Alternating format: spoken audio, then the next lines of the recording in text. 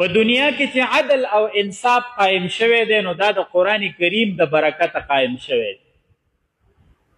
په دنیا کې چې انسان ته د انسان حقونه ورکړی شوي دي او انسان د زناور د صف نه رایستی دی نو دا د قرآن کریم په برکت سره راویستلی شوی دی. په دنیا کې چې زنانه ته او تورسرې ته د تورسرې حقوق میلاو شو د هغې په سر باندې لوپټه واچوله او هغې د ذلت او د رسوایۍ د صف نه راویستله او یوه ډېره معززه او مبارکه او باپردې وګرځوله نو دا د قرآن کریم په برکت سره راووتل.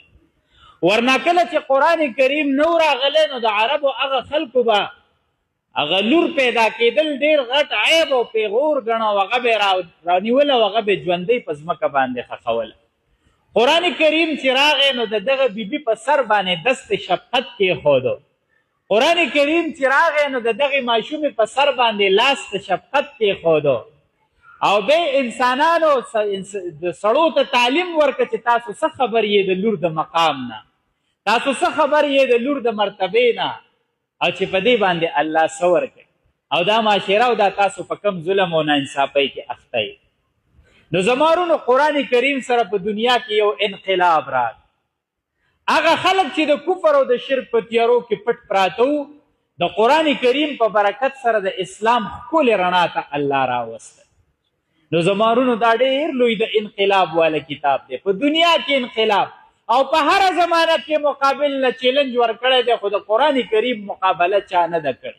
په هره زمانه کې هر قسمه حربې د قرآن کریم خلاف استعمال شوي دي خو د قرآن کریم مقابله نه په هغه زمانه کې چا کړې ده چې قرآن کریم راتلو، نه د هغې نه په وروسته زمانه کې چا کړې ده او نه به تر قیامته پورې د قرآن مقابله څوک وکړي. ولې دا معجز کلام دی.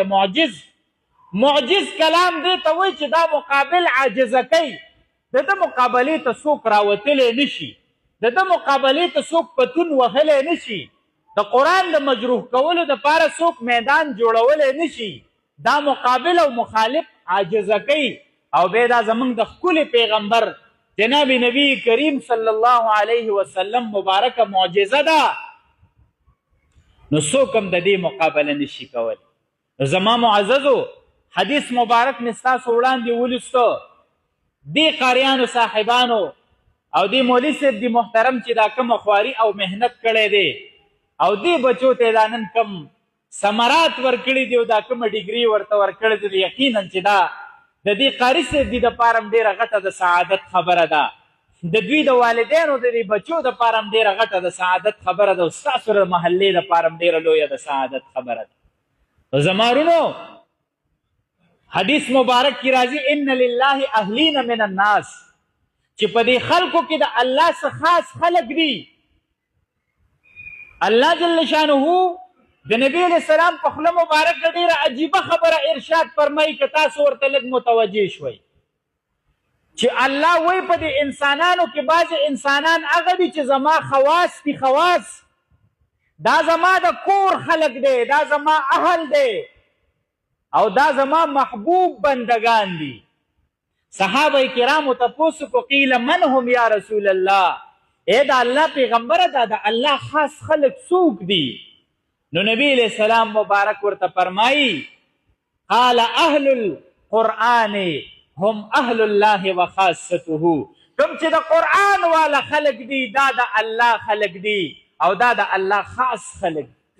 کوم چې د قرآن والا خلک د چا تعلق چې د قرآن سره دی، کاغه قاري صاحب دی، کاغه د قاري صاحب رفقا دي، کاغه د ده ملګري او دوستان دي چې د هغې د برکته دا باغ آباد دی او دا درسونه کیږي، که هغه طالب جان دی او که د هغه د ده مور او پلار دي چې دوی له سپورټ ورکوي، دا ټول اهل قرآن دي.